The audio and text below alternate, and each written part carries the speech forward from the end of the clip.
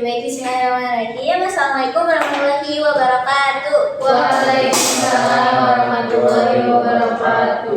Selamat siang semuanya. Untuk hari ini kita akan mengadakan konseling kelompok. Oke, sebelum kita ngadain konseling kelompok, kita berdoa dulu menurut kepercayaannya masing-masing dalam hati. Berdoa dimulai. Berdoa tidak pernah selesai. Oke, mungkin sebelum Ibu jelasin konseling kelompok itu apa, kita perkenalan dulu karena kebetulan kan kita dari kelas yang beda-beda ya. Boleh dari sini dulu perkenalan. Perkenalkan, nama saya Ahmad dari kelas IPS 3. IPS 3.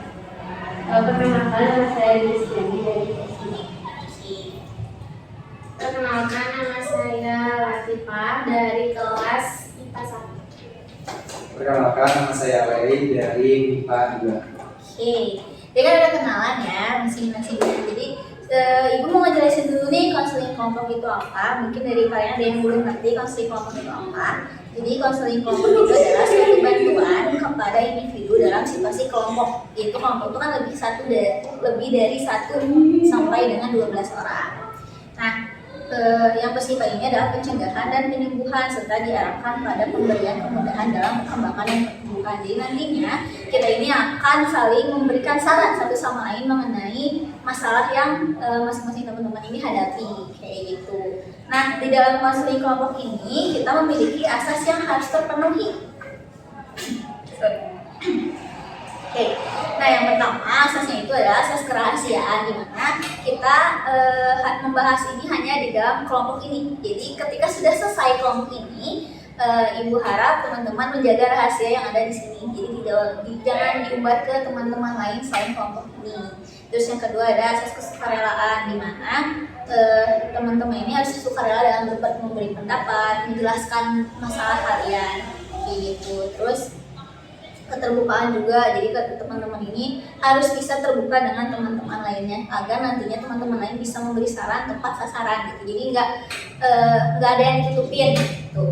Terus selanjutnya ada asas kenormatifan, di mana dalam kegiatan konseling kelompok ini setiap anggota itu harus dapat menghargai pendapat orang lain. Kalau misalkan ada yang lagi saranin nggak boleh dipotong, atau misalkan mau jadi berebut gitu. Jadi harus saling menghargai satu sama lain.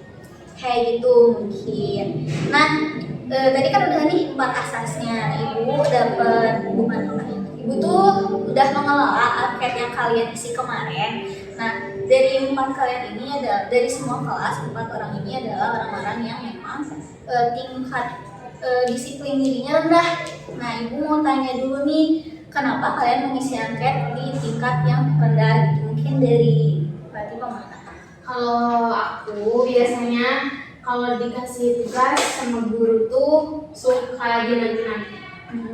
Kayak gitu. Terus juga kalau misalkan lagi ulangan atau apa tuh kurang percaya diri kalau aku tuh bisa isinya. Makanya kadang aku nyontek karena aku takut tuh salah.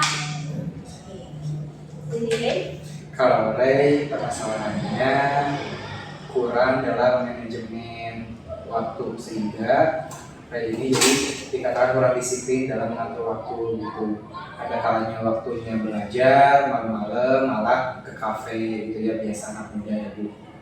Nah, selain itu juga kalau di sekolah itu ya waktunya belajar malah main game atau mengganggu orang lain. Jadi Ray rasa dalam manajemen waktunya gitu ya, Ray kurang disiplin. Oke, kalau dari Aida? Kayak Ibu paling kalau misalkan Aida itu sering telat masuk ke sekolah karena mungkin Aida itu malamnya itu nggak tidur tetapi begadang, jadi sehingga pas masuk ke sekolahnya itu telat. Bu paling kayak gitu. Kalau dari Ahmad? Kalau saya Bu, kalau misalnya dari sini itu banyak Bu. Yang pertama saya sering kesiangan sampai harus ditegur di siswa. Yang kedua saya kadang terlambat melakukan tugas atau malahan tidak menyelesaikan tugasnya karena pada saat harusnya saya mengerjakan saya malah main kemana-mana.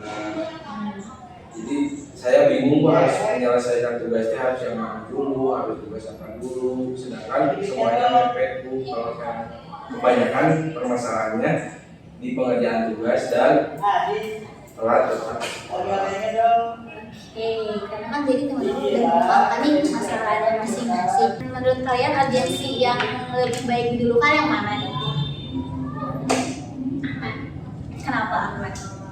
Karena banyak, apalagi dia harus ditegur berkeuangan. Jadi yang lain setuju kalau misalnya kita ngebahas yang Ahmad dulu?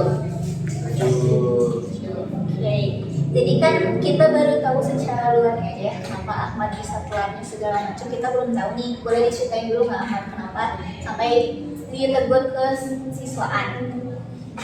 Yang pertama, saya kan sering telat mengumpulkan bahkan tidak mengumpulkan tugas. Itu disebabkan karena saya tidak tahu nih apakah yang harus saya kerjakan yang mana dulu, antara mata pelajaran mana dulu atau tugas mana dulu. Dan saya sering dihadapkan dengan pekerjaan rumah karena di rumah saya orangnya tidak terlalu banyak, jadi saya harus menyapu, mengepel, bahkan mencuci baju pun saya harus sama sendiri kalau untuk sekarang. Terus yang kedua, pelihara kesiangan. Nah, kalau kesiangan itu terkaitanmu sama perilaku kacau sebelumnya, seperti paginya saya harus nyapu ngepel dulu, terus harus mengerjakan tugas yang harus dikumpulkan di hari itu, kemudian datang ke sekolahnya pun jadi telatku. Dan mendengar alasan-alasan yang diberikan sama Ahmad dari teman-teman, apakah ada tanggapannya lebih dahulu mengenai hal tersebut? Izin bertanya, Ahmad sebelumnya di kelas ini punya teman dekat ya? Kebetulan saya orangnya pendiam, terus saya pemalu. Saya punya pikiran kalau sendiri di rumah kan nggak mau gitu, kalau sampai orang jadinya nggak ada terlalu. Kalau yang kemarin barengan, Itu mah kayak teman satu arah dia pulang. Oke, mungkin ibu mau menjelaskan dulu sedikit ya bahwasannya ketidakdisiplinan ini bakal banyak dampaknya. Salah satunya itu tadi ya dahnya karena tidak disiplin dalam manajemen waktunya. Ahmad tuh jadi keteteran di telat sekolah dan tidak bisa mengambilkan tugas tepat waktu dan banyak yang jadi dibingungin. Itu akan menjadi dampak daripada tidak disiplin gitu. Nah dari teman-teman nih, apakah ada saran untuk Ahmad supaya nanti bisa memanajemen waktunya lebih? aku mau coba. Boleh. Tadi kan salah satu permasalahan Ahmad itu perihal mengerjakan tugas gitu ya. Kadang mengerjakan itu mepet dan kadang nggak dikerjakan. Itu tuh disebabkan karena Ahmad bingung mau mengerjakan yang mana dulu gitu ya. Nah daripada kebingungan mau mengerjakan yang mana dulu sampai pada akhirnya tidak ada yang dikerjakan, lebih baik selalu dicatat gitu. Kalaupun misalkan dicatat itu tidak cukup, Ahmad bisa membuat papan gitu, papan hemajin gitu di kamar misalkan gitu. Jadi setiap ada tugas dipajang di sana gitu. Jadi dan bukan tugasnya aja tapi juga waktu pengumpulan kapan. Jadi lebih prioritaskan yang memang pengumpulannya itu lebih dekat gitu, lebih mepet gitu.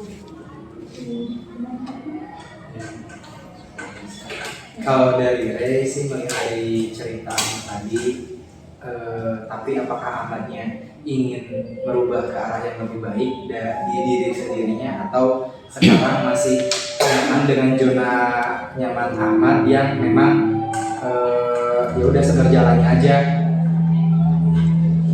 Ya Bu, sebenarnya saya mau merubah semuanya karena yang pertama saya udah mendapatkan teguran dari siswa, terus saya udah capek ditagi-tagi tugas dulu, terus saya udah capek kalau harus dikejar-kejar deadline yang kacau. Nah kalau misalkan dari Ahmadnya sudah berubah, berarti ada dua faktor yang bisa Ahmad lakukan. Yang pertama kepada diri sendiri, silakan tadi mungkin dari masukan Latifah dari masukan Latifah bisa digunakan untuk diri sendiri. Bisa juga Ahmad menggunakan skala prioritas mana yang harus dikerjakan terlebih dahulu. gitu. Dan yang kedua dari faktor eksternalnya, coba Ahmad sekarang mulai bertambur, jangan malu, mungkin nanti dibantu sama guru BK untuk mendekatkan Ahmad dengan KM-nya atau dengan struktur organisasi tertinggi yang ada di kelas, agar nanti Ahmad dibantu tugas mana dulu yang harus diselesaikan dan tugas apa saja yang sekarang sedang dikerjakan. Gitu. Mau menanggapi dulu? Oke, mungkin kan tadi sudah dikasih saran dan teman-teman juga sudah memberi pendapat. Sebenarnya mau terima kasih dulu untuk teman-teman yang aktif dan mau memberi pendapat ke temannya yang memang membutuhkan pendapat tersebut. Oke, mungkin dari mau menyimpulkan khususnya dari saran teman-teman itu pasti membantu saya dan lebih terbuka ya Bu terhadap penyelesaian masalah yang sedang saya hadapi, seperti saya harus membuat mandi, harus lebih sering berteman, harus lebih sering memanage tentang pekerjaan itu. Solusinya sangat membantu dan sangat membuka pikiran saya terhadap solusi untuk menyelesaikan permasalahan ini. oke. Mungkin tadi kan udah nih mengenai kesimpulannya. Mungkin ada kesan-kesan nggak untuk konseling kali ini kayak gimana? Boleh dikit. Kalau aku sih alhamdulillah gitu ya, senang bisa berkumpul, bisa bercerita, bisa mendengarkan cerita juga, terus bisa saling bertukar saran gitu ya, masukan. Sebenarnya apa yang tadi saya ucapkan juga itu bisa menjadi masukan buat diri saya sendiri gitu ya. Jadi apa yang disampaikan sama teman-teman juga bisa saya laksanakan juga gitu, karena kan kita punya permasalahan yang sama gitu. Kalau misalkan harapannya semoga tidak berhenti di sini gitu, kita bisa melakukan pertemuan-pertemuan selanjutnya untuk melihat progres ke depannya, apakah memang ada perubahan atau tetap seperti hari ini. Kalau kesannya seru banget gitu ya adanya proses kelompok ini, karena kita bisa mencari solusi bareng-bareng gitu ya, apalagi berkumpul dengan orang-orang yang permasalahan itu hampir sama. Dan kesannya semoga ada tindak lanjut atau ada proses kelompok berikutnya dengan orang-orang ini di dalamnya. Baik, kalau misalkan dari Aida Bu, kalau pesannya ya kesannya itu paling seru karena Aida bisa terbuka di sini, karena kan mungkin kalau misalkan anak itu introvert ataupun memang sendiri tidak bisa mengungkapkan masalahnya, tetapi di konseling kelompok ini bisa terbuka dengan kita sharing dengan ibu ataupun teman-teman yang lain, sehingga saya juga yang mempunyai masalah jadi bisa lebih terbuka dan bisa mendapatkan solusinya seperti itu. Nah, mungkin misalnya tidak jauh beda dengan teman-teman yang lain, Aida semoga kedepannya bisa berkumpul seperti ini lagi. Saya kesannya menyenangkan ya Bu. Yang pertama saya bisa menemukan solusi, saya bisa lebih terbuka terhadap penyelesaian masalah yang harus saya hadapi, saya menambah teman. Dan pesannya semoga konseling ini bisa terjadi lagi dan itu bisa menjadi pada akhirnya bisa mengungkapkan masalah ini sama-sama telah selesai.